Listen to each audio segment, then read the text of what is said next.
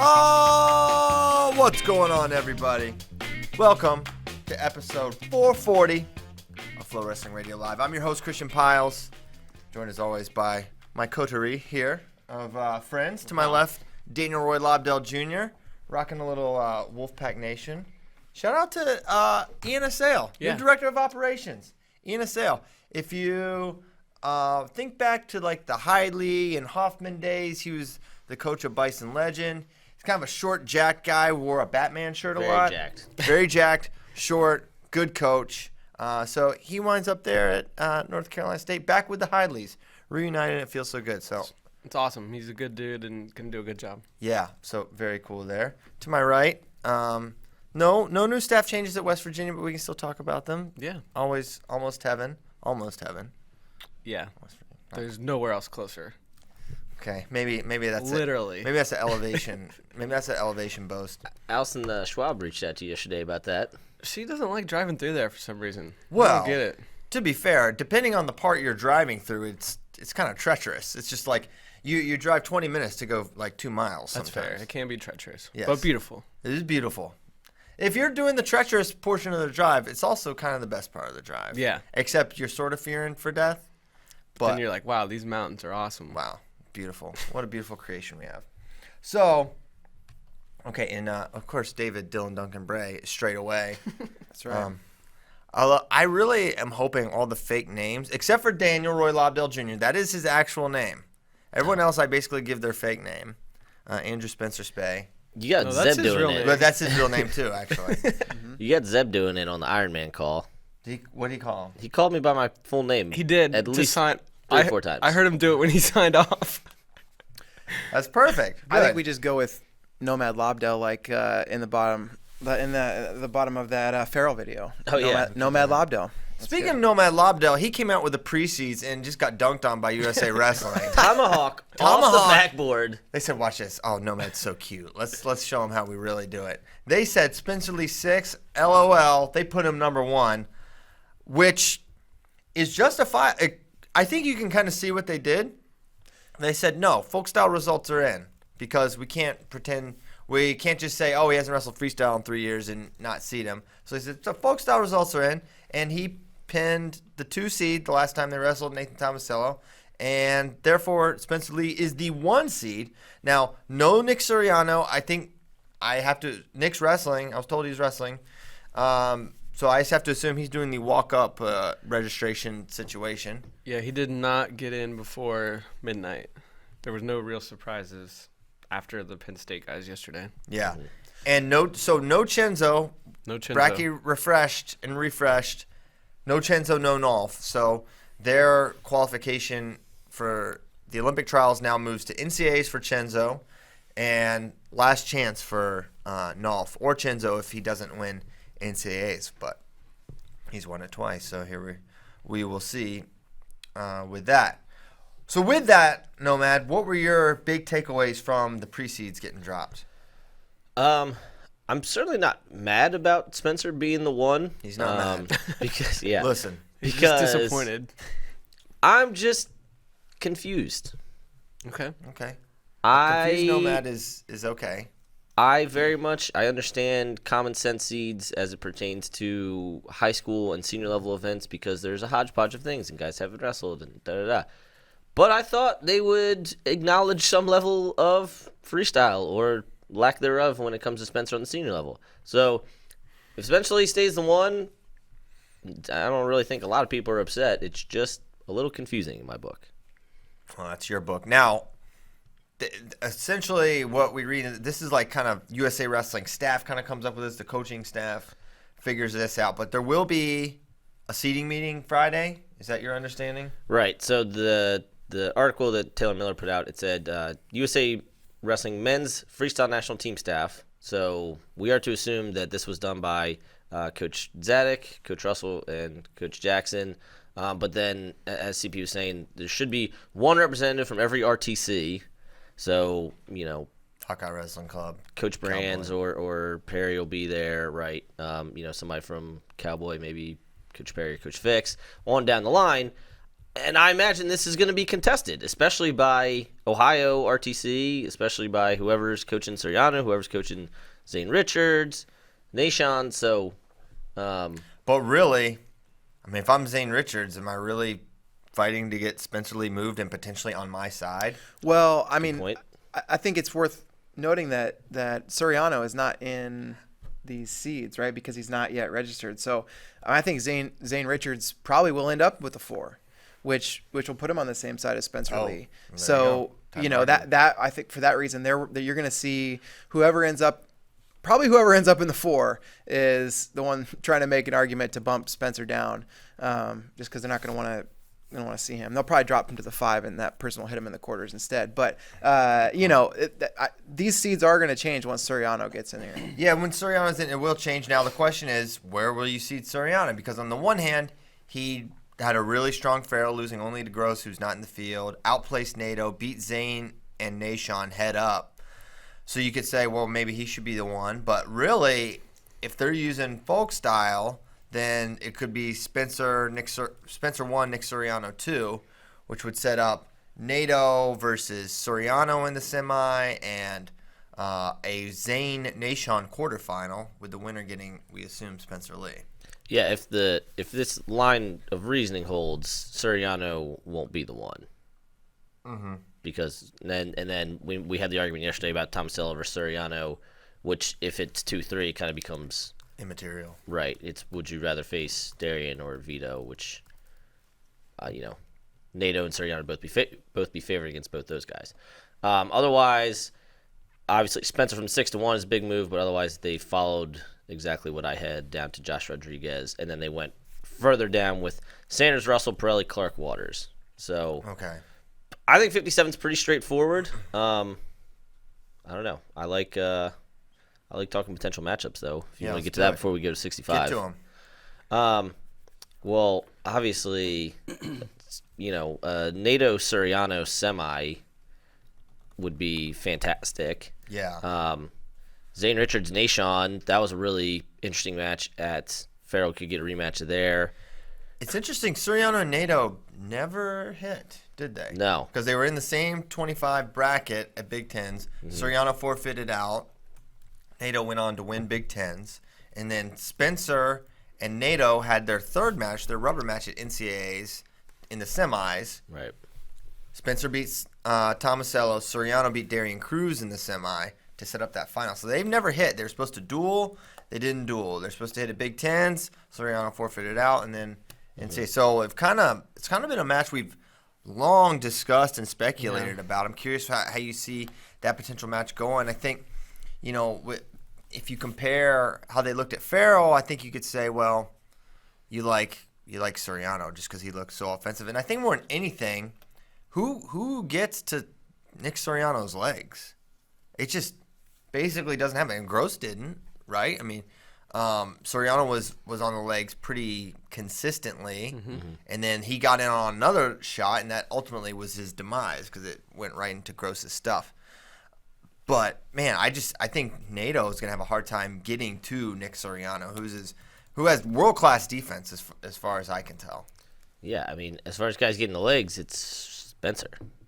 Yes, that's it. And this has been, he got taken down 0 times for Bergen Catholic. He's been taken down, I don't know, maybe 10 times total in college. And then, never forget, I think Brandon Cray took him down one time. He did. In that outside match. Because Suriano was running through a double. Yeah, it was and weird. Cray just kind of did like a roll when they hit the mat and ended up on top somehow. I think the last person to take him down last year, looking at WrestleStat, was Micic in the duel. Mm-hmm. And then I don't think he was taken down the rest of the way. Seen Dayton never really took each other down. Yeah, I guess not. That was an extended finish. Oh, DeSanto took him down. Mm-hmm. But that was before the Micic match. In the duel. Right. I'm just counting who's taking this man down. I don't know if Lezak ever did. I don't think so. He kind of dominated Lezak. He did when he was at Penn State. Yes, but that was 3 years ago now. That was a while ago. Ancient history at this point. Yeah. And again, looking at Farrell, so they both wrestled Nato and Suriano both wrestled Zane, and Zane was up big on Nato before Nato came back, and they both wrestled the Gross one that you already mentioned. Right. So as far as like common opponents of high-level guys, favor Suriano. So Spencer and Suriano should theoretically be the finals. Yeah, I mean, the way I see it, I mean, I don't know who runs him down. And, you know, with Zane's a guy that kind of fades at the end of the matches a little bit. So I don't. You try to think. Okay, you try to think. What's a matchup that's tough for Spencer? Or what's a guy that could pose some difficulties? I don't see on his side who that really would be. I mean, Nishan is just an interesting X factor because he brings a component when he's on of irreplicable offense that no one else in the field really has, and that, you know, Spencer may not have really experienced. But I've seen Iowa Hawkeyes give Nishan. I've seen Thomas Gilman beat him. I've seen Tony Ramos beat him, right? And Spencer very reasonably could be the best of that bunch, right? When it's all said and done. He's already more credentialed in the folk style realm than both those guys. Yeah. Two-time national champion. He's more offensive than those guys. He is more offensive, which is a kind of almost a variable. Like Gilman's just like so positional. Ramos so positional. Really just tough guys to get to. But so is Spencer's is tough to get to in a kind of a different way, right? I think Spencer's more fighting off. I think guys can get to Spencer's legs. I think he's much better at, especially in folk style scrambling. Oh man. Very flexible, right? He does the splits a lot, and so he's not as concerned with guys getting to his legs. So I think Nashon can get to him, but finishing's a different story. Yeah. You know, maybe, and also like Nishan sustaining 6 minutes. It's like, yeah, maybe he snakes a takedown against Spencer and blows through on a double leg, but just maintaining that. And also Nishan throughout his career has had parterre defense struggles, which if Spencer is even a fraction as dominant as he had been historically from parterre offense, that could be a nightmare scenario for Nishan, who could if he gives up one takedown, it could be a match terminator. Spencer's takedown to turn when he was cadet and junior was just, I mean, it was unstoppable. His takedown to leg lace especially, it just was amazing. I think there's a difference between 50-kilo juniors and 57-kilo seniors, but I am really curious to see how well he's retained that leg lace skill. And, you know, we haven't seen him in freestyle senior level matches, but you got to think he's been working on that in the room over the past 3 years. But has he? That's, I guess, one of the biggest questions for me. One of my questions is, you know, he's primarily now, he shoots at head outside a lot. He shoots at high crotch, whereas his thing was single leg to the lace, right? He'd fall into it, yeah. So not that the single leg's not there, but he's been favoring the high crotch a little bit more of late, and then doubling off or finishing it in various ways. So the numbers that I came up with from the going into his freshman year of high school until going into his senior year, 50-4 overall in freestyle with 40 techs. Jeez. Okay. That's solid. It's a solid resume there for Spencer. To the point about the high C and then maybe doubling off, do we see maybe a little more gut wrench out of him? He has a good gut wrench. However, he was far more lace reliant, but he does have a good gut wrench. Yeah. He just oftentimes got the lace quicker and better. And the way he is on top, it wouldn't surprise me if he just has that freak strength ability to just move guys where he wants them. If he comes out and just has a rib crunching gut wrench, that wouldn't surprise me. He should just tilt him up. Honestly, I know, just if he could get those wrists, and just like roll through. We've seen guys do that. I mean, how automatic he is with those turns. But of note, one guy he didn't turn was Nick Suriano. Yeah, which is notable because it's one of the. But that's folk style, right? So who even knows? We don't know where Suriano's parterre defense is at all. We haven't seen him really underneath anyone at any point, right? He didn't go underneath Cologne. I don't Cologne think. didn't take him down, and that was the thing we said. Well, if he gets on top, he never got on top. But the rumors were his plan was if he got underneath, If he was taken down or put down or anything, he was gonna hit a stand up. Like he was like not gonna have any They do it in part. Greco. Huh? They do it in Greco. I know. And then sometimes it's like against the rules. Sometimes they're like, no, you can't do That's that. But poor application of the rules. I agree. I remember man, this is a deep cut. Rayvon Perkins versus Bryce Sidoris, I think, at the when they had cadet duels and Greco trials at Daytona Beach, and that was like kind of a mess of a back and forth there. But eventually, Rayvon Perkins got put down a bunch or something, and he kept like hitting stand ups and getting away, and I think he was occasionally reprimanded for that. But There was one instance at the Farrell where Zach Sanders got a takedown on Suriano, and it was kind of a goofy situation. It was late. The match was well in hand, so he has gotten taken down, but we were just watching it right there. Yeah.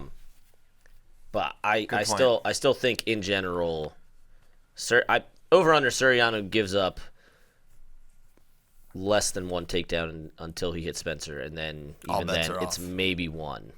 yeah. No, but and the thing is with Suriano, he will against those Gross, super close matches, very much calculated. He's like, I'm gonna win on shot clock. And he was winning by a penalty point, so he's not the kind of guy who's gonna look to in a super tight match, almost like Cologne. He's going in there almost like with a chess match mentality, not like I'm gonna break this dude. I'm gonna score 10 points. It's like I'm gonna win these little micro battles within the battle and have more points at the end. And then also, I mean, Which we also saw against Dayton Fix as well. It was very much like very calculated, no risks really taken at all on either side, really. Just no one really attacking or trying to attack, but no one really getting there. this is the last thing for me, and it's something I've been saying a lot. Suriano, that whatever past middle February was a different guy. And yes, he did lose to Gross at the Farrell. It was a last-second thing. He rebounded very well on the backside with his performance over Richards and Nashon. So, could Suriano be in a different place mentally than he was when they wrestled in the NCAA finals, and therefore be maybe a little more confident or whatever? He will definitely be a lot healthier. Yes. Yeah. True. That was a you know what? I'm like back and forth on that. I mean he was out. He was in the hospital for a period of time. But man, I thought he looked so good at NCAAs. Like, did you see from the best versions we've seen of Nick Suriano, right? And we've seen them all, and he's always been so good. But despite the injury, I felt like he was able to will his body to basically do the things it normally did, right? He was not really in a competitive match. Even the Cruz match, like I don't think he got takedowns. It was a stall point. But he chased him around the the entire match. He chased Cruz around, right? So I feel like I don't want to put so much stock in he was injured and he was in the hospital for an extended period of time and that the impact of that, but it was not a huge departure from what he normally looked like, right? Yeah. No, it wasn't. Yeah. I remember he wrestled Zeke Moisey in the quarters and just pinned him with a half. Yeah. And it was like, holy cow. He is on a mission. He just looked otherworldly in that match. And then I kind of believed he was going to beat Spencer going into the finals just because of the way he looked. And then, Spencer was wrestling lights out that weekend. He's amazing. Yeah, he looked – and I remember the big discussion going into that was how Spencer going to look. So remember, he defaulted out of – or Suriano. How is he going to look? Because he defaulted out of Big Ten. He only wrestled one match. And then I remember watching him warm up and shooting some of his warm-ups. He looked so – we were all, like, talking. We're like, Suriano looks great. Mm-hmm. Like, you can just sometimes tell by the way guys are moving that they're on that level. And then, kind of regardless of what happens this weekend, as long as those two place top 5, we get something that we have wanted for Ever. 7-8 years now. Nick Suriano, Spencer Lee, Dayton Fix. Same bracket. All in one bracket, same weight, winner take all. For the biggest thing ever. Yeah. It's like at one time, or on the one hand, I'm mad I've had to wait so long, right? It's like, geez, I wanted this in like 2015, right? It just never happened. But on the other hand, won't the payoff just be so much sweeter that it'll happen Right. when the stakes are Yep. the absolute highest? We could have gotten it at Super 32 or Akron. Yeah. Or even NCAAs. But Olympic trials? Oh, baby. Let's go. And then, so really what we're missing here from the trials, this is going to be a lot what trials look like, plus Dayton, Gross, and Thomas Gilman. Right. Who are three huge names. Three huge names. Gross is a, and we don't have to talk too much about it, but if he has recovery issues like he did at Farrell, he won't be able to make a run like that, right? Like he can't have an Austin Miller type match because he will not be wrestling Austin Miller. He'll be wrestling like Nishan or Darian or Zane Richards or something like that. So that's something he's going to have to figure out, but I trust he'll be able to. And regardless, he was able to figure it out and get his hand raised, right? He didn't have to beat those guys then. And then Graf's going Greco. So the only real question is, does Joe Colon? I'm not accepting that yet, actually. I mean, Graf going Greco is interesting. He's already qualified for the trials, so I don't know. Like, is he just Adam Kuhn? Like, is he just getting reps? Like, what's he doing? Is he still going to try to make a freestyle team and use his spot that he qualified, and it's just like covering all of his bases? Like, what's he doing? Is he seriously committing to Greco right now? What's his angle? I don't know. What's his deal? Yeah, I don't know. We'd have to ask him. But yeah, so last question for 57 is, does Joe Colon go down or does he go up? He's going down. And Oh yeah, I forgot about his name. The plan is for him to go down. well, add that name in too. Okay, add that guy. All right, this weight is just So really it's really absurd. good. This Yeah. weight's really stupid. But at the end of it, are we making our picks?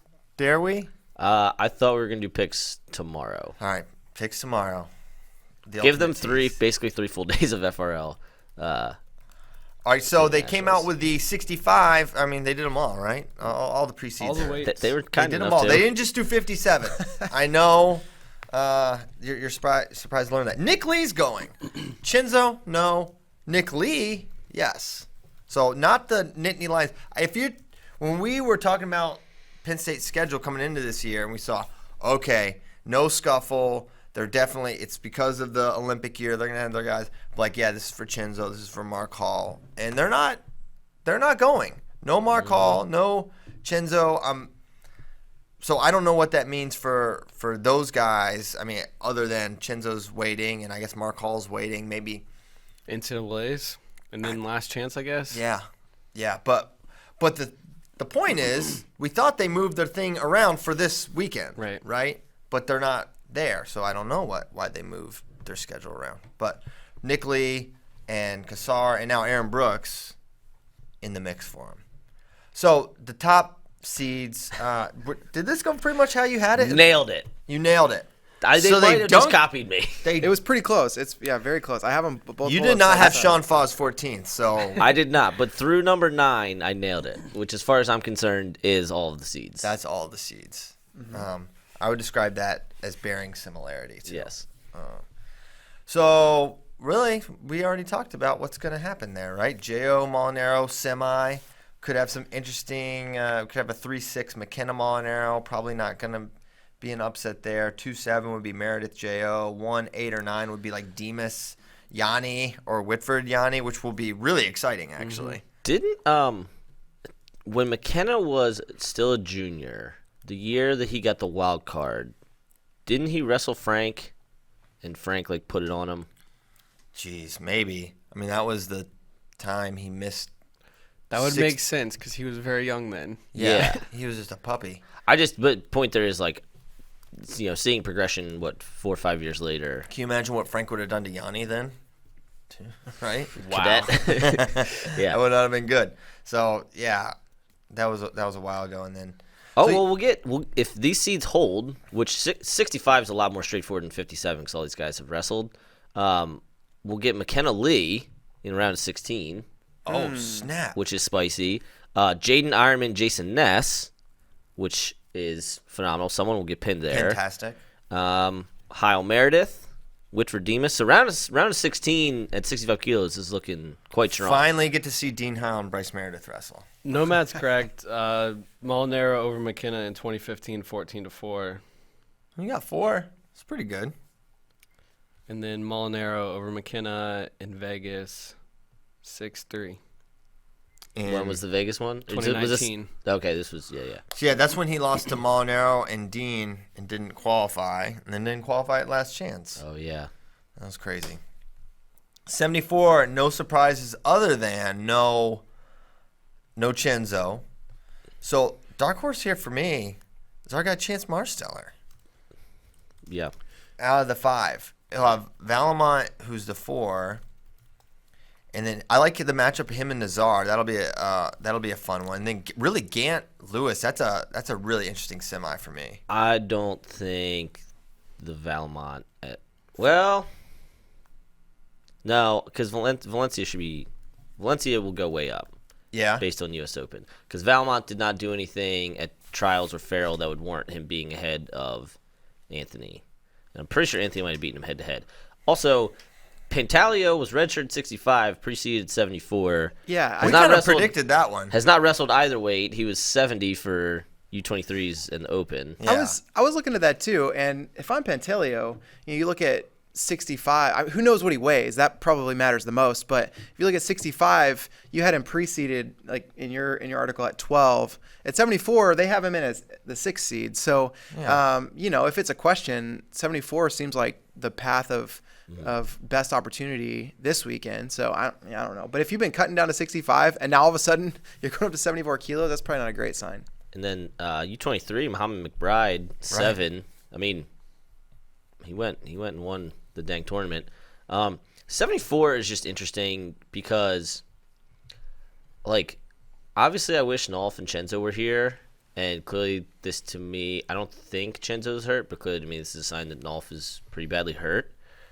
And obviously it stinks that we don't get him and that he has to go through last chance. But, like, again, realistically looking at it, Jason Nolf, who was probably still undersized and still is more of a folk style guy than a freestyle guy, would have to beat in order Isaiah Martinez, Kyle Dake, and then take 2 out of 3 from Jordan Burroughs. Mm-hmm.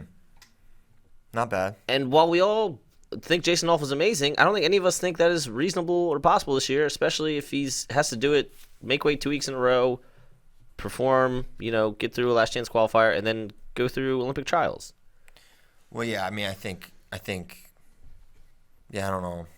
I just think Nolf's next quad will be his time to really take off. It's going to take a little bit. I think he's going to be pretty special at freestyle, but I think his best days are not in 2020, but probably 21 and beyond. And that's why, looking ahead to 86, which I imagine we're going to jump to in a second, that's why a guy like Aaron Brooks is in here because, I mean, Aaron wants to win. He wants to make the Olympic team, but he also knows that it's an uphill battle, but he's trying to get those reps for 2024 when he is much more likely to be the guy.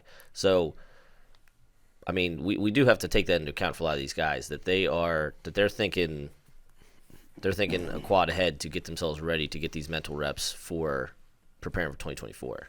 Love some mental reps. Shameless plug real quick. We ran the Chance Marsteller walk and talk with Bader yesterday. Amazing. And it's incredible. It's like 45 minutes long. It's something good to have like on in the background. It's kind of like a podcast type thing. Mm-hmm. But he literally tells everything and is super candid about switching from Penn State to Oklahoma State and his time in Stillwater and then going to Lock Haven and the night he got in trouble there and then kind of his redemption story and getting back to who he was. It's really incredible to hear just how honest Chance was. And I don't know. I was listening to it in the office yesterday, and there were probably like 10 or 15 times I stopped and would just like talk to Bader about something that happened in it or something he said. Yeah, I thought it was excellent.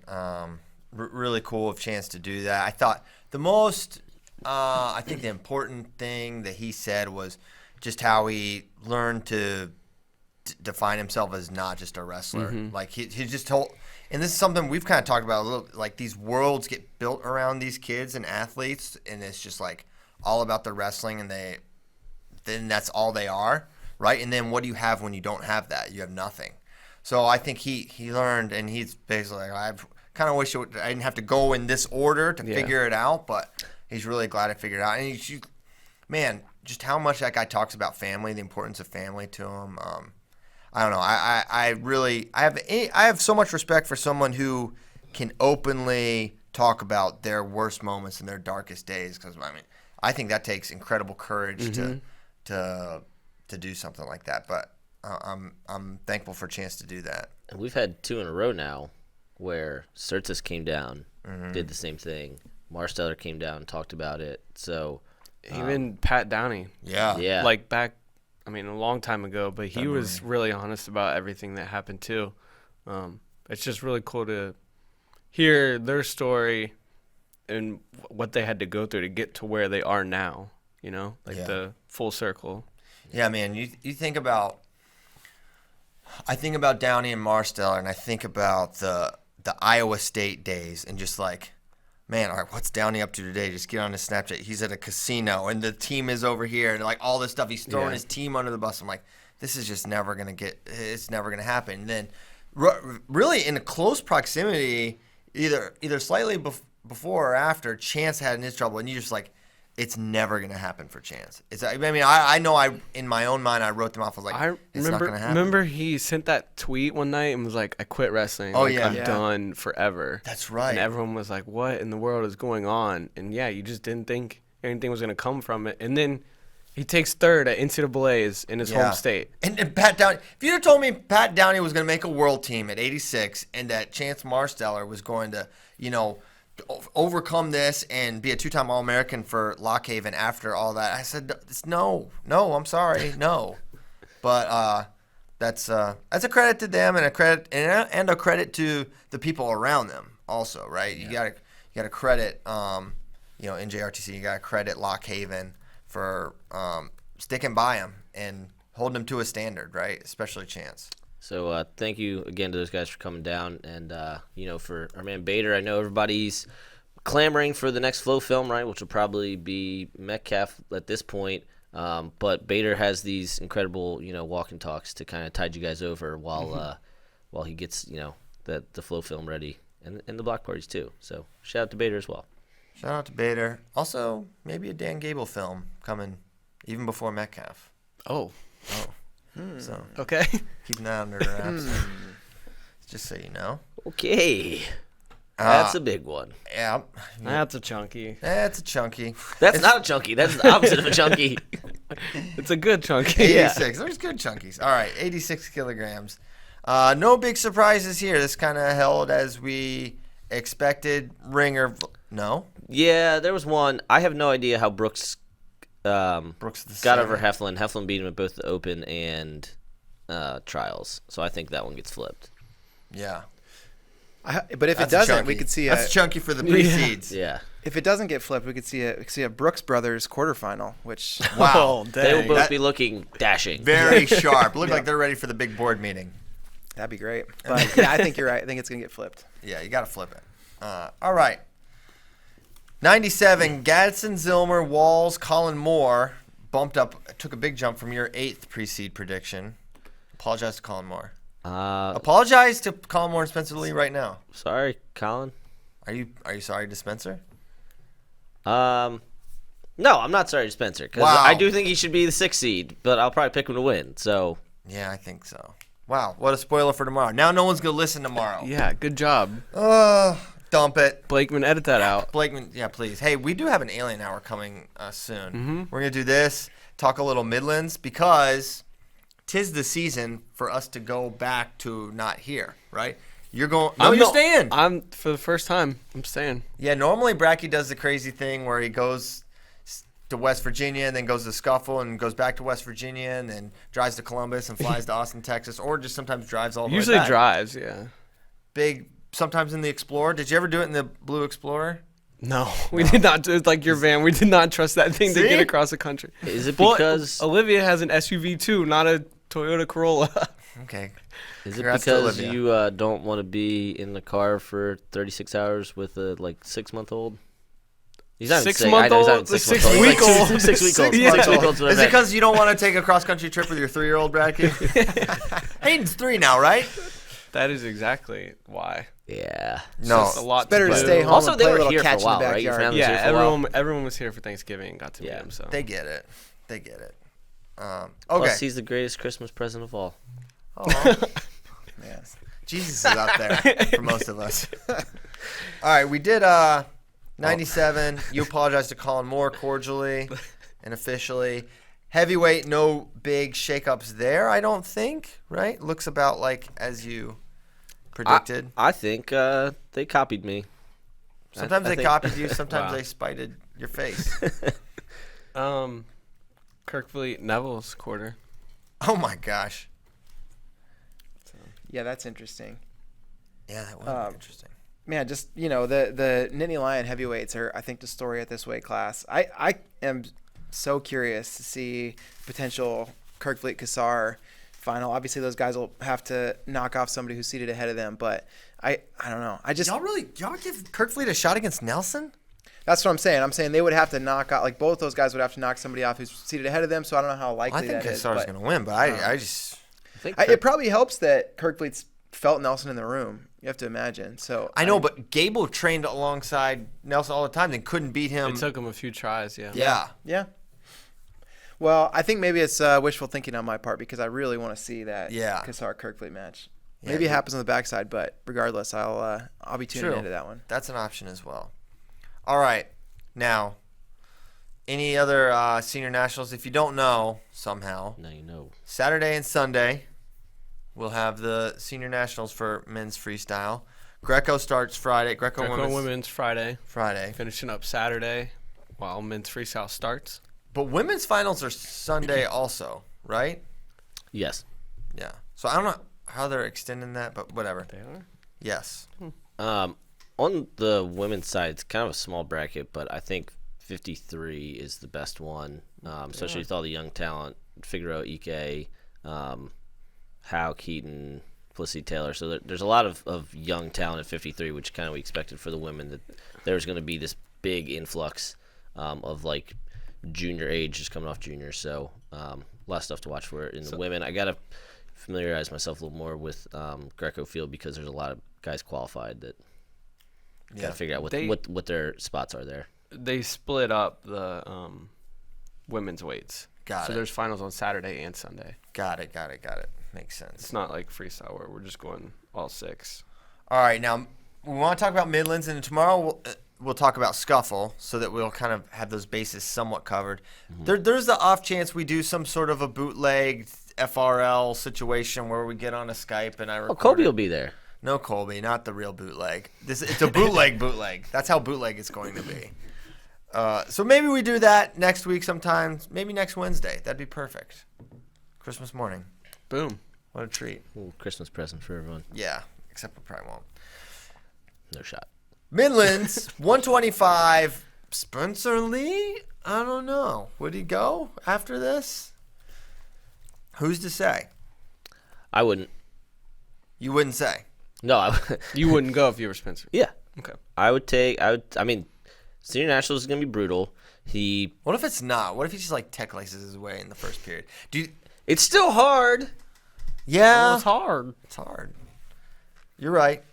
I mean, he took the Princeton match, like he started his ramp there, and then I think kind of coming down, and then he'll be in action for whatever their first post.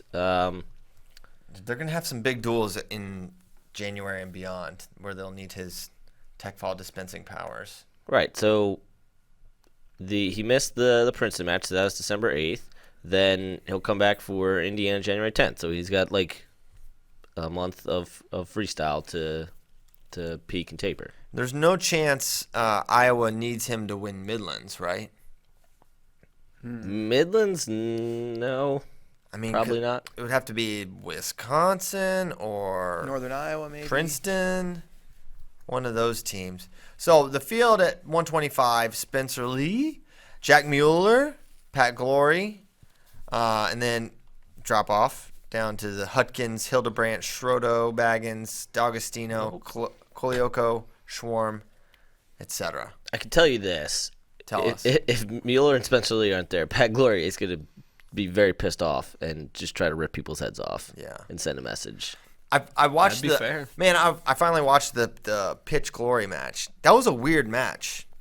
Like he cradled him, but he got ridden out, and I mean, Glory clearly wrestled the better match, but it wasn't like a conventional win. It was just like a lot of interesting exchanges. I thought there were a couple times where Nick was going to get it going. He got a reversal and nearly had Glory in danger. So it was a great match. I thought Glory wrestled to go into Gallagher-Iba and beat Pitch. Glory got ridden out, but didn't get turned. Did not get turned. Which is the big difference from last year. Yes. Because he got turned twice in the duel.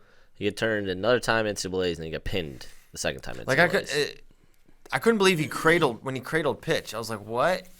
I mean, I don't know. The way he set it up, it was so obvious he was looking for it. But I was impressed with Glory, but it just didn't look like just not how I expected the match to go.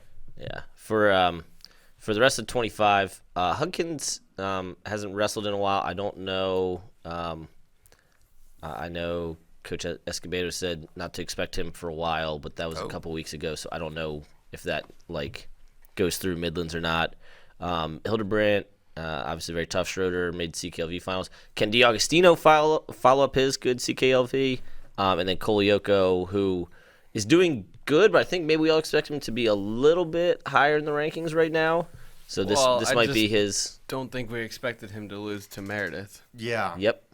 I mean, especially after watching Patel Major Meredith 2 nights before. Yeah. I think the weight's a thing. I think that's tough for him. 25. I mean, he was up 5-1 in that match. Yeah. That place can melt, guys. We've seen it. I mean, Jordan Conaway beat Tyler Graff there. That was unthinkable. Still kind of unthinkable. And so his other losses, Meredith won't be there, but his other losses are to Hudkins and Schroeder. Schroeder should definitely be there. He split with Schroeder. Hudkins, again, we'll wait and see on that when Indiana puts out their roster. So he could potentially avenge those two, but if not, he may kind of settle into where we may expect him to see for postseason. But here's the weight we need. Yes. 133 pounds. I'll just stop. I'll just say these 3 names, and we can call it good. Well, what? Austin DeSanto, Iowa Hawkeyes. Wow. Seth Gross, Wisconsin Badgers. Holy cow. Sebastian Rivera, Northwestern Wildcats. Dang. / Seabasses. If those 3 are not all there, we riot. We Yep. riot. We riot. That's what we have to do. We have to riot. I think they will all be there. And I think this will be the seeds should be DeSanto, Gross, Rivera, right? Or Santo, Rivera, Gross. Either way, we're going to get a Gross Rivera semi, I believe, and a DeSanto. Yeah, the 2-3 seems irrelevant. Right. Yeah, who's the 2, who's the 3? They both should smash. So how do we see that weight playing out? On the one hand, it's easy to just say, pick DeSanto to win because he will only have to beat one of those guys and the other one will have to beat 2 of them. So, from an odds-making perspective, but imagine, if you will, there was a round robin of sorts. Like a Frank Papalizio joint, a journeyman situation. How would you see this playing? Pool play. Yeah. How would you see it playing out among these 3? How do we see? I think we should go into each of the 3 matchups. What could happen, right? So DeSanto versus Rivera. How do you see that going? That's Fireworks from start to finish. That is. Man. Brand slaps DeSanto. Rivera punches himself. There's just a lot of self-harm involved. There's a lot of aggression. It's it's brought to you by some sort of testosterone company. I don't know. It's gonna be electric. What's the sponsor that's always on the board at Rutgers duels? There's Eat Clean Bro. Yeah. Eat Clean Bro, maybe that. Eat Clean Bro's probably involved. Yeah. I don't know. So you got the slickness with Rivera, who will kind of wrestle from space, but there's DeSanto, who is magnetically attracted to everyone's arms, and he gets them basically every time. Like praying mantis. I feel like this time, this is the classic, oh my gosh, what is this guy doing to me match for Rivera, and he has to experience it. He has to pay the DeSanto tax and learn what it's like to wrestle him before he can go back and figure it out. That's why I think it's really important for Rivera to be here and feel him. It seems like that's kind of the way everyone is the first time they wrestled DeSanto. I remember even Dayton Fix mentioned how tough it is to clear those ties after their duel in Gallagriba. Yeah, I could absolutely see that. I need to go back and rewatch that match because I feel like in many ways, I feel like Dayton may give sort of a template for Rivera because I think Rivera may be able. I mean, Dayton's obviously on another level there, but Rivera could maybe simulate some of that stuff. All three of these guys have won Midlands, which is tremendous. That's cool. So we have. Yeah. Wow. I don't know how many times that's happened. 3 Midlands champs in 1 Midlands bracket. However, I go Lubina. Really? Lubina over DeSanto? We need to Both. talk about that. Yes. So Sebastian Rivera changed his Twitter name to Lubina, and I looked it up, and it means European bass.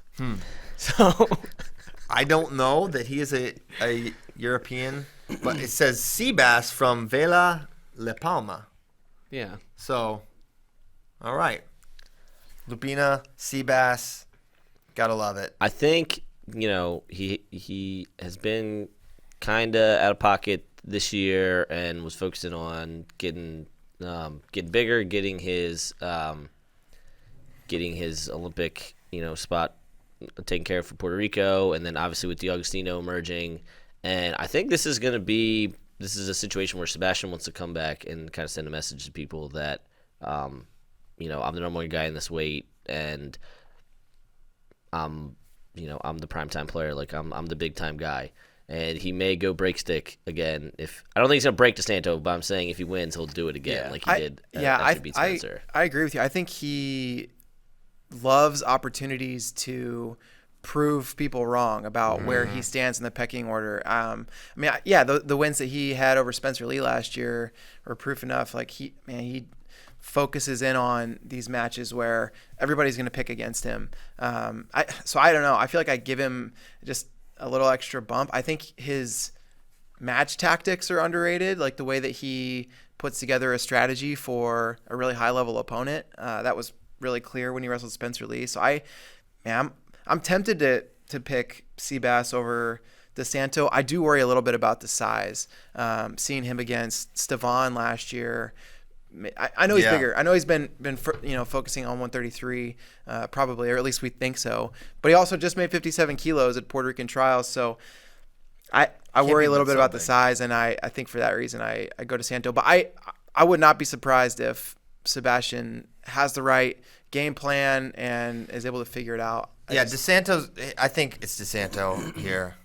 I think DeSanto over Rivera is my pick. I think he will overwhelm Sebastian this time. We'll see what happens in the future, but that's my prediction. Kyle Brackey. I lean DeSanto too. Bray makes a great point. I worry about the size because he looked like he was 2 weight classes smaller than Micic last year when they wrestled, and as you said, he just made 57, so I don't know how big he could have gotten since then. I would lean DeSanto here as well. The other question I have, we talked about the first time he wrestled DeSanto. This could be Gross's second.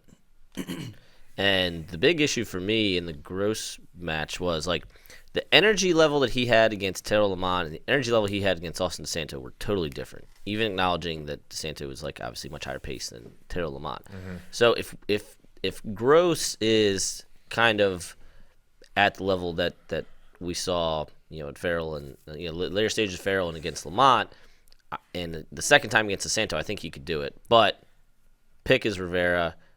Just curious to see if Gross gets his hands on DeSanto the second time, if he can figure it out. First takedown will win that match, Gross DeSanto. If Gross can come out and get that first takedown in the first minute and throw a 2-minute ride on, that changes things. Yeah. I don't feel like we talk about DeSanto's pace. He didn't really push the pace against Gross the first time. Mm-hmm. He didn't wrestle that typical as soon as the whistle blows, lunge at you, grab. Yeah. He wrestled really smart and picked and chose his spots. And if he does that again, it's going to be tough. But we're not going to see that same version of Seth Gross again. No way. I think he got to his shot early. Let's think about when that match would happen in the tournament, right? I don't know if it's weight related at all. Yeah, I don't even know if that's a thing. I mean, I think we once we talk about his weight with 57, but maybe more recovery time Saturday night. But DeSanto's going to be feeling good, too, because the cut's not I don't think it's a simple thing for Austin himself. He's a good-sized guy. Yeah, he wanted to go, I think, 41 when he first got there. Yeah. But they wanted him down at 33. He said, I'll do it. And to the point about getting the first takedown, in that match, DeSanto took neutral, so acknowledged Gross to get on top, and then Gross took top and rode him out. Right. So it theoretically is a thing. Now, we have to talk about the match that is most likely to happen, which is Gross versus Rivera. Mm-hmm. Because all the DeSantos talk is moot if, these guys don't wrestle each other. So how do we see that one going? Is it do you harken back to the Stefan match again where you say, okay, he was too small and this is a guy, Seth Gross, he's so big? Or could Rivera just come out and dominate from neutral, get to take it? I feel like Rivera's finishing style, like he can finish from like sort of extended exchanges. We've seen him go shot and then the wizard and throws the boot and stuff. How does that stuff translate against Gross, who's so funky and good at counters? Yeah, I think I would agree with you. I think they will have the best neutral exchanges, but I don't think Gross's ability to slow you down there, I don't know that matters a whole ton against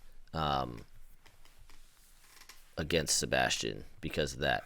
And we'll get to the boot thing later, but I actually think Gross is a worse matchup than DeSanto for Rivera. I agree with you.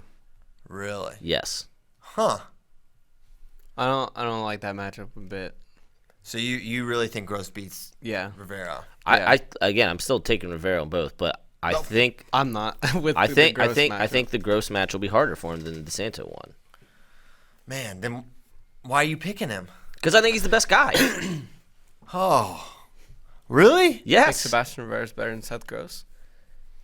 The Seth Gross that I saw against Austin DeSanto, yes. Absolutely.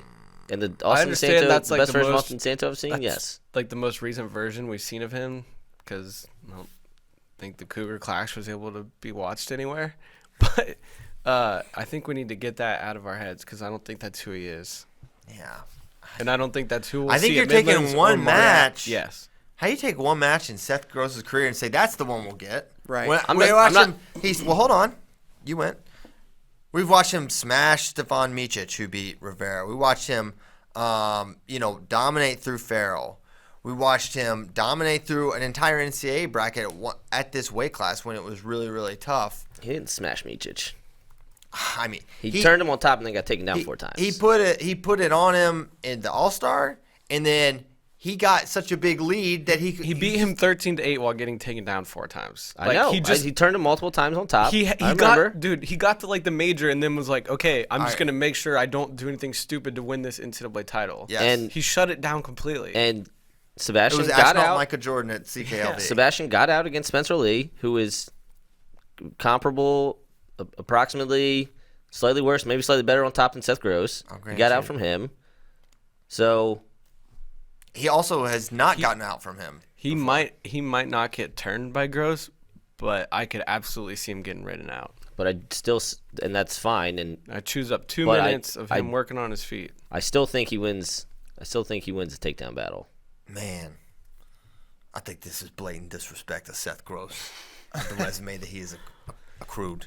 Well, You were like Over years the of bad wrestling takers excellence. last year when Dayton Fix and Seth Gross were about to wrestle, and they just completely disregarded Seth Gross. Yeah. And everyone was just picking Dayton Fix because he was a household name. well, this is also to poke at Bono because he said I keep picking against against Seth, even though I made him the Hodge number 1 and picked So him you're against picking Seth against him once. again. Yeah. So you're picking against him because Bono. No.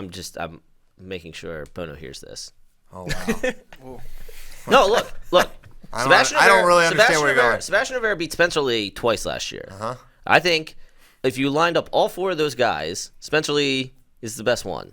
He also lost to Jack Mueller by I the most remember. major of decisions. I remember that. Do you? Do you remember he could not And he get off rode bottom? for 5.5 minutes. And Yes. he Five didn't and a get half. turned. I and remember. He just got ridden out. He also got out against Spencer.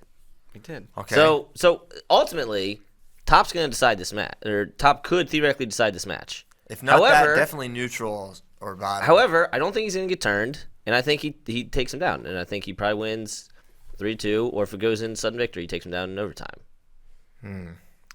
Sudden victory might be one of his best paths to winning this match. If he can keep it close, maybe get a takedown and then not get turned, allow himself to choose neutral, and keep it 2-2 heading into a sudden victory. That could be his best path to victory. Semis will be the morning of the 30th, right? Yeah. Semis will be the morning of the 30th, so it'll be after weigh-ins. So it'll be closer to weigh-ins. Before weigh-ins. I'm saying it'll be closer to weigh-ins in the finals. No, it's before him though. I don't know. We're just confusing them now. All right, Look. well, listen. All right, here's my favorite game to play. Here's my favorite game to play, because this is how you should pick winners. Best version. That's what I just said. Best version. I'm taking best version. That is audacious. The best version of Sebastian Rivera beat Spencer Lee twice. And I picked Spencer Lee. Did he beat the best version of Spencer Lee when he beat him? Yeah, at least one time. Okay. Maybe. It was a much better version than the Midlands version in the Big Ten finals, but I don't also think it was NCAA version either.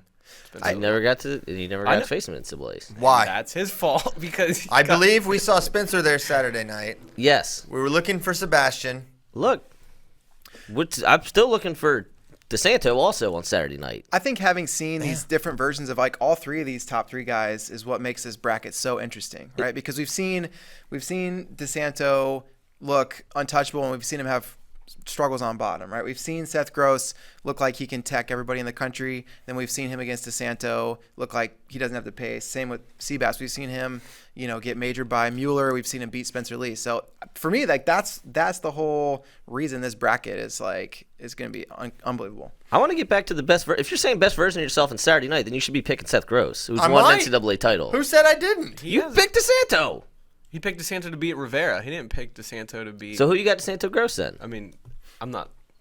Go for it. I think I'm picking Gross. I'm picking Gross to beat Rivera, and if you see first period takedown for Seth, which I think is it's attainable for him, right? His single leg is really good. The shots he was taking at Carver Hawkeye, those aren't taking down anyone, right? Well, definitely me, probably you. Not taking down Seabass or Rivera or DeSanto. I don't know what those that. were. I'm not sure what those were. DeSanto was trying to jump over him. That was just get the cleaning crew. It was a mess. But I don't think we're gonna see. I think he's gonna have a little better distance gauger or something. I could see him getting the takedown. I think best version guy is Seth Gross. So all right, there you go. We've talked about it. He got that DeSanto feel now. Got that DeSanto feels. Yeah. Now, it wasn't vintage DeSanto. That's the one thing we said after the match was the most interesting part of it. It wasn't like this go and go and go and go. Were they both playing possum? Double possum. Because of the potential for meetings. DeSanto ain't playing possum on nobody. Yeah. DeSanto. What was it? 3 takedowns? 3 takedowns? That's not playing possum. That ain't possum, dude. You've never played possum. I'm not saying possum in terms of effort. I'm saying possum in terms of style. Yeah. Style possum. Style identity. Style possum. He's playing style possum. I hadn't thought about that. I hadn't thought about style possum until. I'm taking Seth Gross to beat Austin DeSanto in the finals. Wow. I thought I'd be on. You're not taking Seth Gross to beat Sebastian Rivera No, in the I am. finals. We'll beat him in the semis. I know. Yeah. Yeah. This guy. Look. Listen. There's no Tuesday headline that surprises me, other than Tariq Wilson, number 1. Yeah. Listen.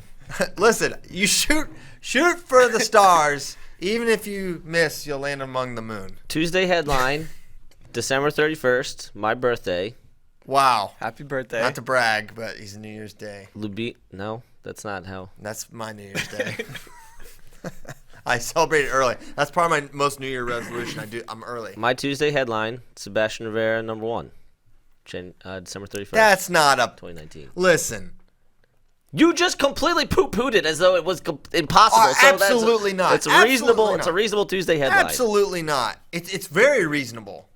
And him being number 1 is very reasonable. Listen, that's what I was just about to say. There's no Tuesday headline where I'm like, wow, Sebastian won? No, he's done it. But right now you're picking him third. Yeah, I'm picking him third because he's maybe the two best. I'm saying you would pick him third because he will lose in the semis. Yes. But I'm saying you'd pick him third if you wrestled DeSanto as well. Yeah. If the seeds were shaken up if I any did which round way, robin, I'd have Gross, DeSanto, Rivera. Right now, that's what I would have. Right. Okay. He also hasn't wrestled a folk style match this year. So Correct. He's going to make his folk style debut and beat Seth Gross and Austin DeSanto back to back at a new weight. After making 57 kilograms. You're just adding fuel to the fire that it's less probable. It is okay. He's stating facts. I know he's stating facts, but I'm saying he's just pouring gas on the fire that it's less probable. Listen, I'm making my case for why I'm making a decision, and I'm not saying that it's crazy. I'm like, if you want to know how I arrived at this conclusion, this is how. It's not like, it's not like some crazy scenario where everything's stacked against him in this incredible way. He's not like a 12 seed or something. I'm just saying all these factors added up make me think that Seth Gross will win. Also, he has wrestled 3 matches this year, you fools. Oh.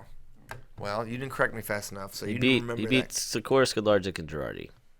Oh, that's right. Those are 3 solid Those wins. are really good guys. All right, crap. So I'm sticking with it.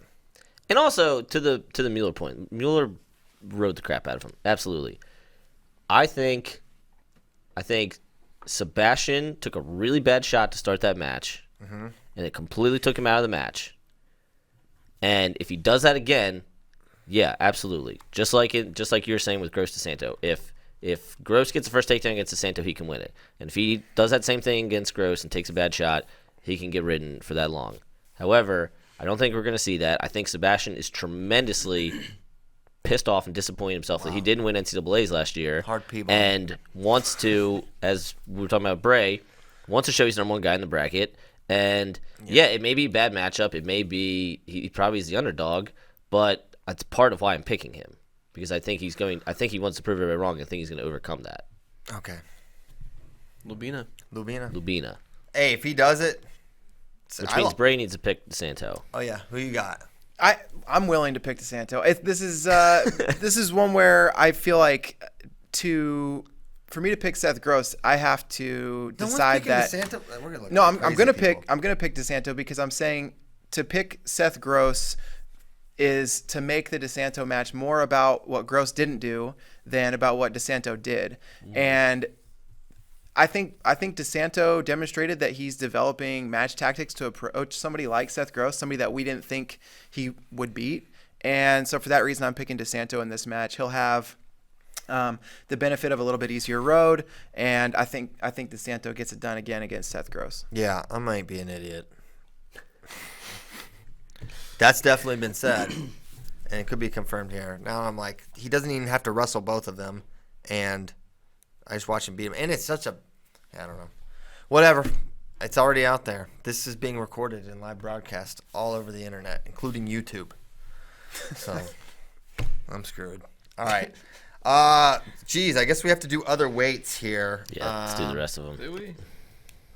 By law, we should, but we also have to do Alien Hour. And it's All right, 9:02. 141, Dom Demas, champ. 149, Austin O'Connor, Well, champ. the other Murin and Tristan Moran are in there at 41. That's interesting. Shakur Laney, who was once 125 pounders, now at 141. And he's wrestling really good, so. All right, keep feeding Shakur. Yeah. Maybe we'll see him at 49 by the scuffle. Yeah, Dom Demas, champ. Okay. Ooh, Austin O'Connor, number 1 spot on the line here against Lugo, Thompson. Finally, we're going to see that Thompson-Yaya Thomas match. 3 times before the new year. That's exciting if it happens. Will any of you pick Yaya Thomas to win this weight class? What if I told you everyone's going to pick against him and that will motivate him tremendously? I think he would join his Northwestern brethren, Sebastian Rivera. That's why I said that. However, give me Austin O'Connor in his city. It's his city. Evanston, Illinois. If I hadn't seen Austin O'Connor wrestle yet this year, I might pick Yaya to beat him. But O'Connor, who I think we all at times perceive as like a keep it close kind of guy, like he just opened it wide open. He just he did. He opened up this weekend on everybody in the which open did he go to? But he won all 5 matches by bonus points. Wide open. He had I think 3 falls and 2 majors this weekend, and he looks outstanding. So I'm not picking against O'Connor. If I hadn't seen him, I might be tempted to say, okay, if it's a one takedown match, maybe Yaya snakes it. But O'Connor's looked like locked in. So 49 is good. O'Connor, Lugo, Thompson, Thomas, Griffin Perriott, Mike D'Angelo, a.k.a. Mike D, and Cole Martin. That's a really good weight. Also, Great job none of you pointing out that it is also Yaya City. Yeah. Well. When I said it was AOC's, because he's from Illinois. Right. Yaya's actually from Chicago. Okay. But y'all missed it. Good job. Well, this is in Hoffman Estates. So. Yeah, this is in Hoffman Estates, if you knew anything. He's not from there. All right, 157. Deacon, Kendall Coleman, Quincy Monday, Caleb Young will somehow be the 4 seed here, which is crazy. Artelona, Headley, and I'll stop saying names now. So it's Deacon City because he goes to school there. It's Kendall Coleman City because he's a Harvey Twister. And I think that's the only cities, as far as cities go, those are the cities. I'm not picking against Ryan Deacon. Not after what he did. Not after what he did. Not after what he did last time. Not after the stunt he just pulled. And I won't allow any of you guys to pick any differently. We could, if these seeds end up the way our rankings have it, we could see a Deacon Caleb Young semi, which, that's the kryptonite, but I still think I'm going Deacon. Sort of the kryptonite, except Deacon also beat him kind of easily, I think, twice last year. They're like 2-2 or something like that. So, I don't know. 65 now. Did we hear maybe a McFaddy Daddy sighting at Midlands? I heard it. All right, you heard that. I'll say it. So it could be Marinelli, McFadden, Wick, all in the same bracket. I don't think it was official, but I think there were talks because, he missed CKLV, and I think they wanted to give him some more mat time. That would be the one. Run back 2018 NCAAs. Marinelli, Wick, McFadden. Yeah, that was a good. And those are the big 3 there. Although Kennedy Monday is lurking, but he has not been what I kind of thought he would be coming in this year. So throw him out for right now till proven otherwise. But how would you see that playing out? Marinelli, Wick, and McFadden. Now, Marinelli beats Evan Wick basically every time now. Yeah. So you feel that. But McFadden is a real wrinkle here. We haven't seen him down at 65 since 2 years ago where he beat Marinelli, and he pinned both these guys, actually. He did. Kind of feels like that's evidence for maybe picking him. Because he's like a better scrambler. He out-scrambled Wick, which is like Wick's thing. He's scramble guy, right? He was beating big scramble guy. Marinelli when he pinned him, too. Yeah. This is his ideal weight. Yes, he's a 65. Yeah. The Ethan Smith loss makes me nervous. I know, but that match was so crazy. That was crazy. How many penalty points? How big is that mat going to be? Because as long as he can't accidentally grab it, or intentionally accidentally grab it, he'll be fine. He had head scissors and a thing. It wasn't like a stall thing where he got ran down. He was, I don't know. It doesn't make me nervous. And Ethan Smith has gone on to look pretty dang good the rest of the year. He looked great at Vegas. Smith is going to be a tough out for guys. And that would have been like just a tough out win for McFadden, I think, if a couple things hadn't happened. We're like, oh, yeah, Ethan Smith's tough. But he just ended up losing the match. Also, I don't know, Smith was circuitous in high school, and I think the weight was the thing. I think he's got that under control now. Just got the black shirt. Oh, really? Yeah, from Ohio State. Anyway, he won't be there. The McFadden being ahead of Marinelli, to me, is more the data point than the pin, because the pin was quick, weird, whatever you want to call it. But I don't know. Marinelli's very smart, and I think he makes really good adjustments match over match against guys. So I'm going to go chalk there. Take Marinelli. Marinelli, since losing to Wick, he got destroyed by Wick at NCAAs that year, and he has not lost to him since. I think 4 wins over him now. So Marinelli, kind of a different guy. I'll say Marinelli wins this over McFadden. Super close match. This also, and this goes against my not picking DeSanto, but there's also just a small opportunity where Iowa comes in and wins this by like 70. Yeah. And like if Spencer goes, like he wins, DeSanto wins, Marinelli wins, and Lugo outperforms his seed, and they're just like Kimmer wins. Yeah, and they're just like, hey guys, Warner wins. We're coming for you, Penn State. Like, let's go. Yeah. They could win a lot of weights. Yep. For sure. So there's a little bit of that where, like, there just might be this ball of momentum in the Hawkeyes' favor. Okay. So that was 65. 74, Kimmer's World. But Dylan Lighty did just win Vegas. That is a thing. And then Bryce Steyer's there. Ant-Man is there. I need that Ant-Man Kimmer match because it will not go well for our boy Ant-Man. But I feel like, listen, he's going to be like, all right, I got an Iowa Hawkeye. This guy shoots constantly. He doesn't know how to get tired. I got to do something crazy, and I got to do it right away. Yeah. He's going to have wild intentions early on, knowing 7 minutes with Michael Kimmer will be highly problematic. So he's going to try something. I do love those matches where, like, they got one, big move or whatever, and, like, he'll mix him or something, put him on his back, and you're like, oh, this is a thing, and then he gets majored. Yeah, he'll need to pin him. I literally think if he threw him on his back for 6, he would lose the match. Absolutely. Potentially by bonus points. So we're going to need the Ant-Man to really... We have seen him blow a 12-1 lead in the second period before. Like, that happened last year against Marcus Coleman. Oh, Ant-Man. He's a blessing. I'm thankful for him. We got 2 more years of him, too. I know. 2.5, really. And he's only, like... And kind of with where he's at, the trajectory is that, like, as a junior or senior, he's going to have an absolutely bonkers blood round match to All-American. Yeah. I hope it happens. Like, I think that's the trajectory I need for that him. this year. Yeah. I need that every year. I did love Leidy's, like, pissed off focus energy after CKLV. Obviously, I'm picking Kemmerer. You're a P-bomb factory, my friend. But I hope Leidy does well here again, and Purdue follows up their good CKLV with good Midlands. Okay. All right, that's 74. 84, Taylor Lujan. He's been really good. Then Nelson Brands. Holy cow, Lujan's going to, I think, have his way with this weight class. Noah Stewart's there. He and Andrew Morgan kind of surprised really good guys this year. But that's that. 97. Warner Brucky rematch. Will we see Jacob Holschlag? Please. I hope that we do. I hope so. He's a real factor at this weight class. Mm-hmm. If he can stay healthy, right? That's like it's a caveat with everyone, but it's especially with him as he's just had injury things.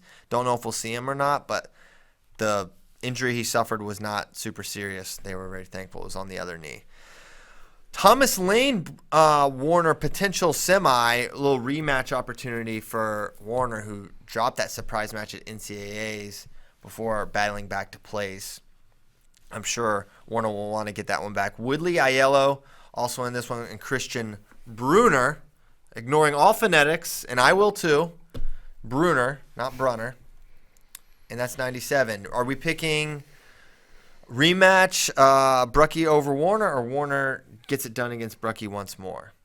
I'm going Brucky. Yeah. Yeah, me too. Wow. He beat him at his place. He did. In his joint. He did. He ran him down and got it. And now they take it back to their old stomping grounds in Illinois. Yeah. Where it's both their cities, except Warner is like one of the rare Illinois guys not from a Chicago suburb. If not for 33, I think that should be the last match. Whoever wins, they're both Illinois. It's their city. Wow. Yeah, they get to claim it. They're the mayor of Chicago. Yes.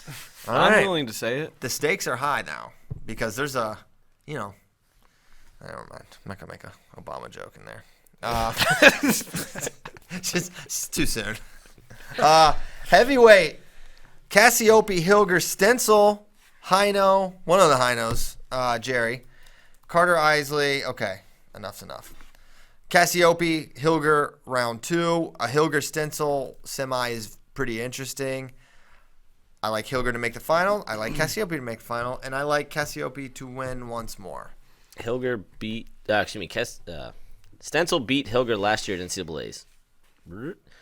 Stencil beat Hilger last year at NCAAs. Cassiope beat Hilger in the duel. I think Hilger avenges the Stencil loss. I do too. And yeah, man, Cassiope's freaking good. It's Cassiope City. So he kind of sort of struggled from bottom, and then he got away. Am I remembering correctly against Hilger? It was like he's kind of getting ready and he got out. Hilger's tough on top. No, he's great on top. What I'm saying is, but he did pass that test. He was able to get away from him. I feel like Hilger did not have a lot of opportunities to score. Cassiope did not attack a ton. He was kind of retreating at the end. I thought he could have stayed a little more engaged there. But I still think he's the guy. I'm picking him to win. You talk about passing tests with Hilger. There's like a level of guys right now that he is, I don't know if struggling is the right word, but not necessarily getting his offense going again, and so he kind of leaves himself open for those 1-point matches where if he gives up the takedown, or if, maybe if he gets ridden out or something happens in overtime, he can lose. So that's kind of going to be the thing for Hilger. Can he put up points on his feet against Stencil and Cassiope, who so far, one match against each of them, he hasn't been able to take him down.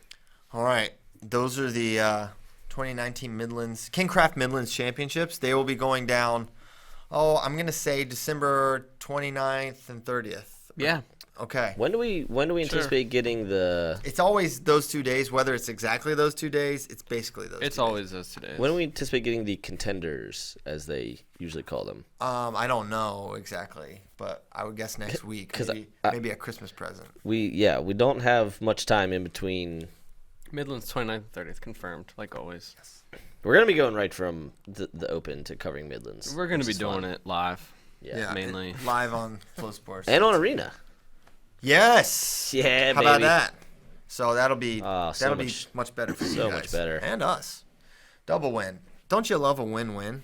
Don't you love it when a plan comes together? Yeah. Speaking of plans, we have a plan for an Alien Hour, and Caleb Blakeman is here. I think Bracky has been waiting for this for a while. Caleb's been waiting for this for a while. He's with us. He's getting set up right now. We're not even going to cut to that yet. That'd be a tease. But if you don't know, Caleb Blakeman of HBO, actually. HBO's Caleb Blakeman. Home box office. Of the HBO Greenlight Project. Was submitted a whole thing. He was on the last one. He talked about this crazy, spooky ghost town where there was a truck found, and the guy said he was abducted by aliens, and Caleb believes it. And, you betcha. I absolutely believe that. And you guys want to hear some crazy stuff? Yeah. The day I told that story, another guy went missing in the same area. They still haven't found this guy. Okay. What? True story. I can't wait to find out what happens today. Oh, my God. And Christian doesn't believe.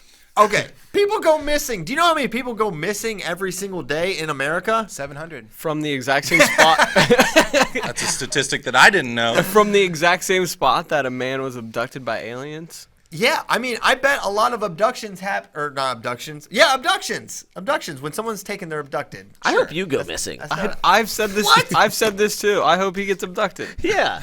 By what? An And probed. alien. Not like, jeez. What a sick freak. Oh, man. So anyway, it was a wonderful transition. I don't know if you guys have ever heard of this theory, but it kind of sparked my interest. Flat Earth. Over, I would say, hundreds, if not thousands, of people who go missing in national parks and forests and stuff. This guy, David Paulides, he's a former detective. He's a retired police detective, and he's taken it upon himself to kind of investigate these missing people. Well, there's all these crazy cases, even in this little forest that this feller went missing too. A lot of places where I used to go hike and go fish and stuff as a youth, so it kind of touches base near home for me. Wow. Now, hold on one thing. Oh, jeez, I just completely blanked. All right, keep going. Sorry.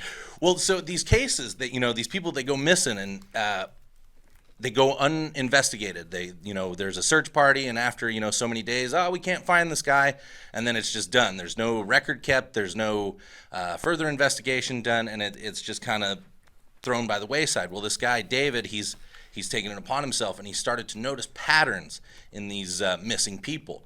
Now, there's a few cases, and we definitely don't have enough time to touch base on all these cases, but like people who were 20 feet ahead of somebody and they round a bend on a path, and then all of a sudden they're gone and they're not seen again, and then their clothes are found on a ridge that's 2,000 miles on the other side of the country, and it's like their shoes that are pristine, and it's 3 years later. Or they'll find some evidence where they've already looked many times, these search parties or these people, and they'll find evidence that wasn't there before, and all of a sudden it's there. Or if they are found, they're usually not found alive, but if they are, they don't remember what happened. And the few that have, they have these crazy stories. Like this kid, oh yeah, it was my grandma who kept telling me to poo on a sticky piece of paper, but I knew it wasn't my grandma and she was weird. Or this girl who was like, hey, yeah, this big hairy man was feeding me berries and he kept me warm in the wintertime. Or this guy who's cross-country skiing and he wakes up in a field and all of a sudden it's springtime. He's been missing for 14 months and he has no idea how he got there.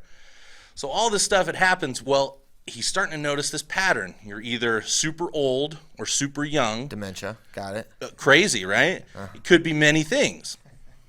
But he thinks that it's Bigfoot. Oh, my gosh. He thinks that, you know, and it could be many things. It could be a lot of different instances.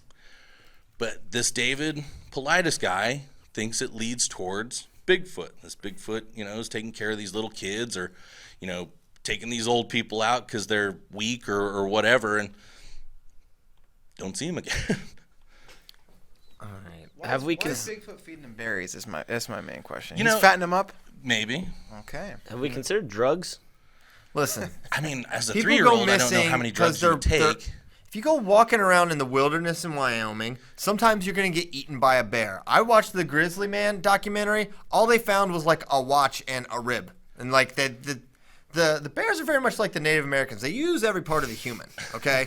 That's what so there's grizzly bears in Wyoming. People are getting eaten by wild animals because they're walking around in the wilderness among the animals and then they get eaten.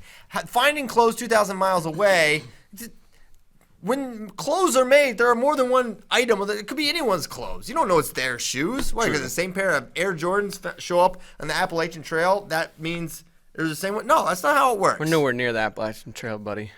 2,000 miles away, who knows where you are? Also true, yes. I'm, you know, not a firm believer, but I'm not going to put Bigfoot to the side because, you know, I've also heard other stories which, you know, I know we don't have time now, but if you have me on another show, I've got a crazy story about how Bigfoot showed up at this guy's Firewatch cabin. All right, let's go. May as well get into it now. You want to do it now? Yeah, we're Yeah. on the topic. Do it. Okay. So, a friend of mine would work for the Forest Service in the summertime. He would hike up to this Firewatch cabin up in the Wind River Mountains, and he would live in the summertime. He'd just go hiking with his dog, and in this Firewatch cabin, he's got 360-degree view of this valley, and, you know, something happens, you check in, and, hey, I'm spotting a fire. Well, these Firewatch cabins, they're, you know, several feet off the ground, you know, 10, 12, 15 feet off the ground. You got to take stairs to get up to them, elevated view. Well, one night he kept smelling this really rancid smell. He, you know, something like it died or something was really, you know, just kind of pungent, and the dog kept wanting to go after it. Well, the guy's dog took off, and he didn't have the dog with him that night, but the dog took off into the woods, and he was going to go out looking for the dog the next morning.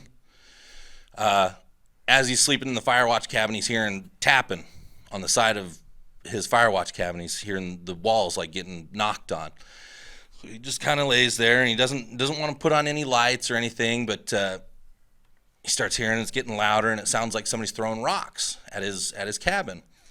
Well, it goes on for a few minutes, and then it stops, and he kind of mellows out, and then all of a sudden he hears a loud one. After a few minutes, he hears a loud one. And as he looks, he can see the top of a head and eyes peeking in the window. Oh, gosh. And this thing is like 12 feet off the ground. That's terrifying. And this thing is looking in the window, and it's just checking him out. So he shines his flashlight up right at this thing, and he catches a glimpse of it as it like, and runs away. As he's screaming and the thing is making crazy noise, he jumps up and runs out after this thing. He's got his bear spray because, you know, you're right, CP, Bracky, everybody.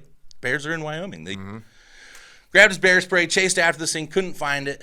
Right then, the dog comes running back up and is like, hey, man, I didn't want to be around when that thing was around. His dog talks? Yeah. You kind of buried the lead there. Oh, yeah.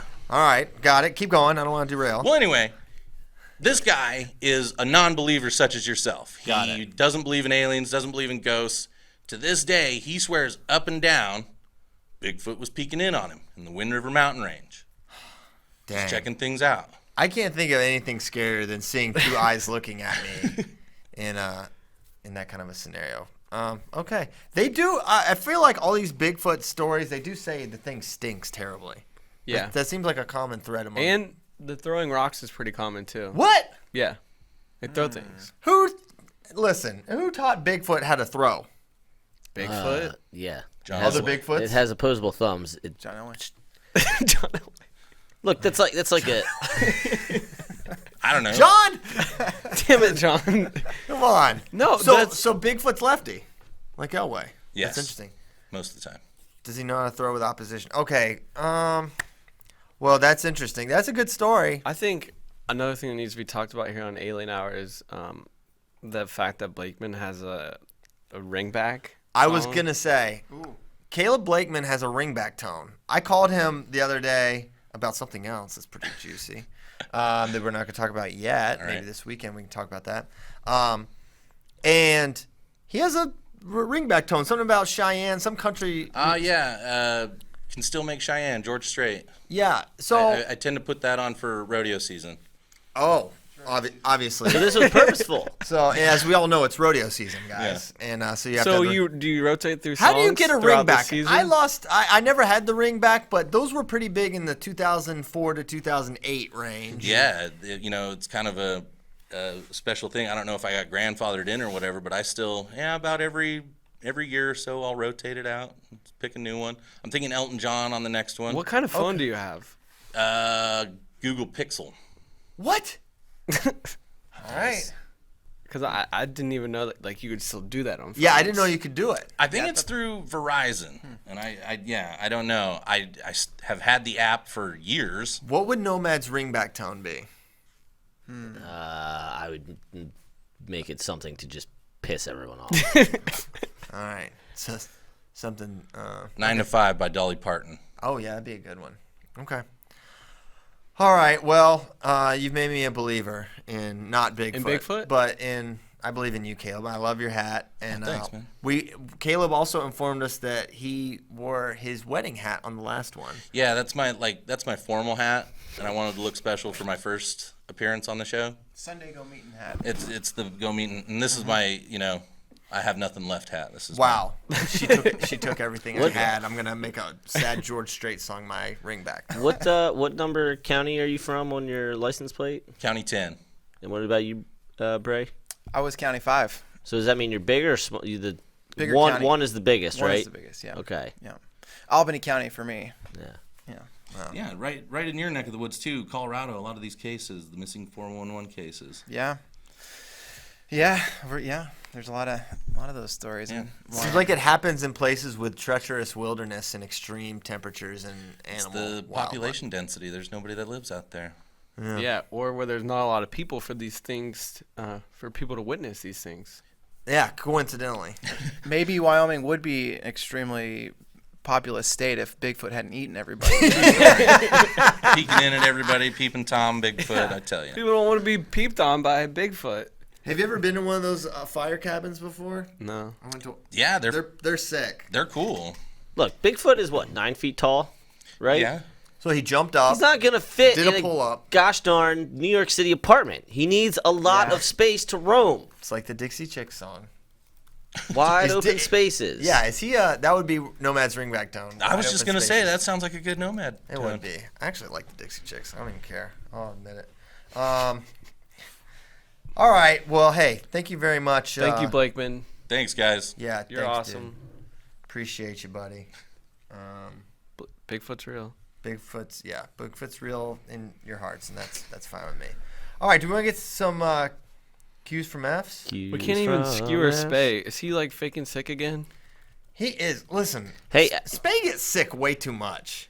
can Shots fired at his immune system. shots fired at you for not telling us that he emailed you that he wouldn't be in yesterday. Oh, sorry. Because Bracky hold and I on. were very concerned. Hold We on. were. Oh, okay. Well, he can't tell you guys he's out sick. First of all, I thought I told you. Second of all, But that's my point. You didn't tell us. okay. You're the boss man. Yeah. Listen, I don't have to give a sick. You know what? It's confidential. It's HIPAA violation. In fact, you just violated HIPAA, and now we're all going to get sued by HR. So thanks a lot for that. Love getting sued by HR. I know. I think Paul Hurdler will take our side. So. Okay, now our question. Sorry, yeah, no spay to skewer. It wasn't like my plan, but yeah, he's sick. We'll be okay. Couple questions. We'll get the heck out of here. Will Suriano bring more than one singlet to Texas? I believe that he will. I believe that he will have a red and blue singlet in Fort Worth. Hopefully the Nike guys are there and he can just buy one at the Well, door. I think he'll have one before he gets there. Pops Redfoot changed his Twitter handle to Off-Brand Chew because I said that's what it sounded like it was. Ideal World, how many weights in their distribution for men's freestyle? Okay, distribution. I wasn't ready for that, even though I put the question in there, so shame on me. First weight, I like 60 for the first weight. Who from Team United States of America is mad at 60? Yeah, so the ideal number is 7, and the ideal distribution, Spay ran it a few years ago, but it's like 6% in between weight 1 and weight 2, 7%, 2 and 3, 8%, on down the line. So it's like it grows 1% with each weight, and then there's a heavyweight. So it's like 60, 67, 75, 86, 97 heavyweight type thing. I can't quite remember what it is, but it's in that range. But the perfect number is 7. They had it right for a long time, just they had the distribution way out of whack.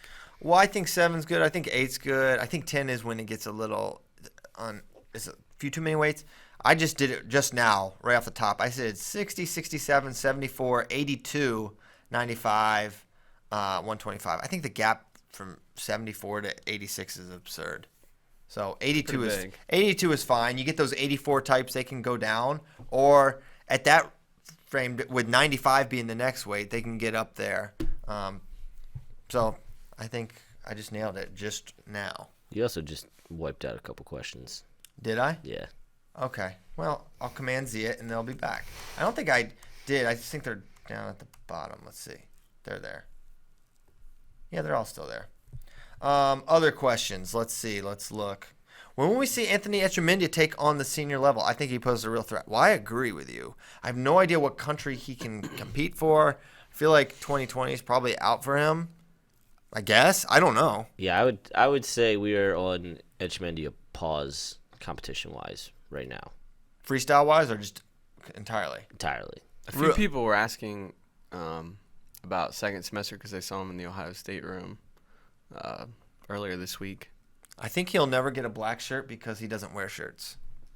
So that's going to be problematic. He always pops the top. He pops. I'm Him and surprised. Nicky Rod. I'm really surprised he didn't go to Arizona State just for the fact that he would basically never have to wear a shirt. Columbus and basically all the Big Ten schools, it gets a little chilly in the wintertime.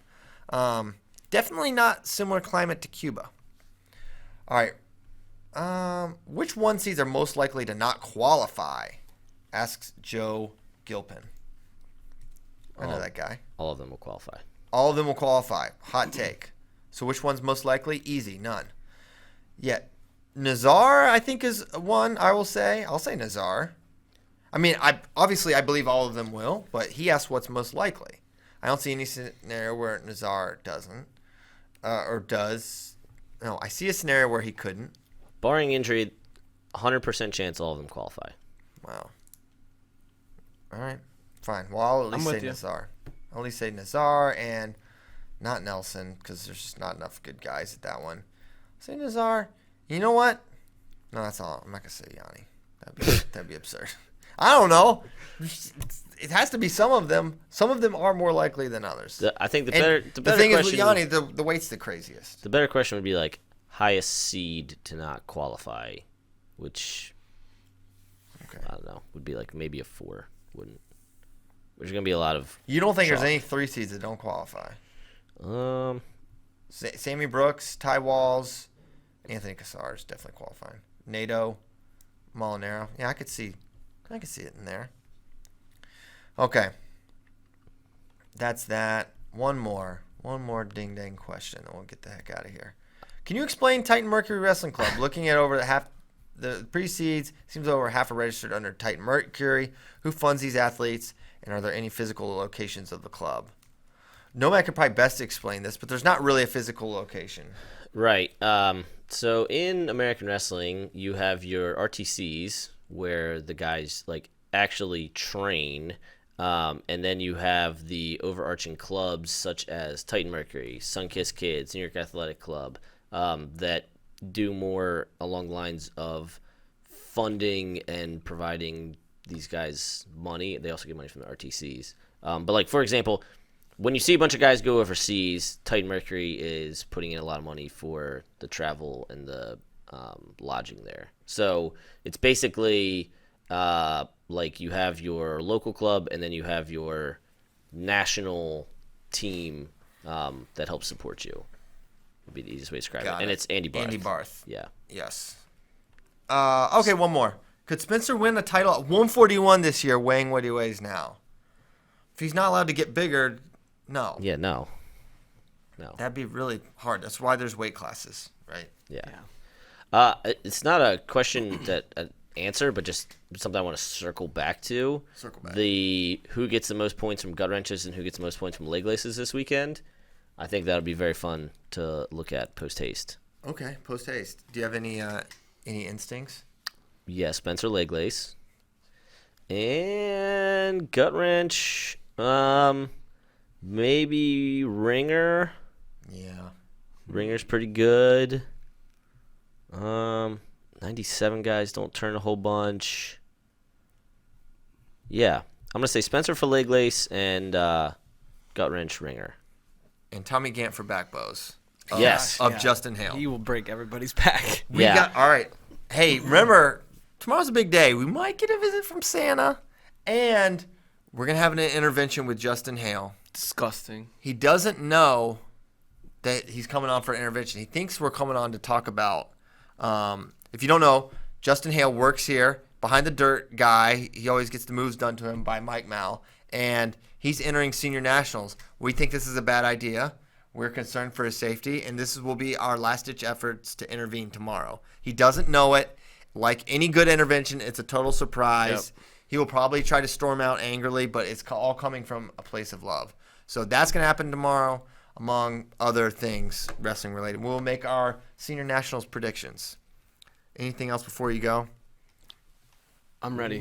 All right, we're ready. Okay, feel free to play us out. Thank you guys so much for listening to 440. Wow, we're coming up on 450 soon. We're definitely going to do something cool for that. I mean, wait till you see what we have planned for that one. That will be wild. 500? I feel like for 500, we have to actually do something. 500 is really, that's a lot. What do we do? That's the thing. What do we do? Maybe go to like Daytona. Daytona. Do it from Daytona. We can't afford Daytona. We'll have to do the Brickyard. We already missed the Brickyard. The Brickyard's 400. That's the Indianapolis 500. We are in trouble. The Brickyard's 400. The question from Bad Bulls at BBB4UT. In Fort Worth this weekend, who gets the most turns by leg lace? Who gets the most turns by gut wrench? So I made my prediction. I will circle back and post it afterwards. Okay, afterwards. I will not.